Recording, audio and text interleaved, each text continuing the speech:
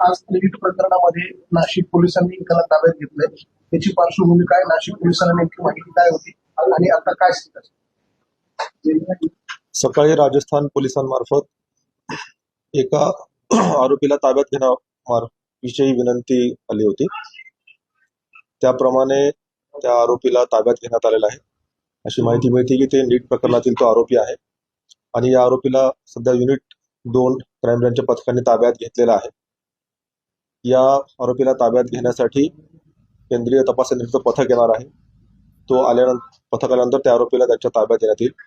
सध्या या प्रकरणात एवढीच माहिती आहे की राजस्थान पोलिसांच्या विनंतीवरून या आरोपीला ताब्यात घेण्यात आलेला आहे आणि जेव्हा त्यांचं पथक येईल त्यानंतर या आरोपीला त्यांच्या ताब्यात देण्यात येणार आहे. आरोपीने त्याचा वेश बदललेला असल्यामुळे, केस कापलेले असल्यामुळे त्याला सुरुवातीला माहिती मिळत नव्हती, परंतु तांत्रिक कौशल्य आणि पोलिसांनी जिकिरीने तपास करून युनिट 2 क्राईम ब्रँचच्या पथकाने त्याला ताब्यात घेण्यात आलेला आहे आणि त्यांच्या ताब्यामध्ये आरोपीला देण्यात येणार आहे.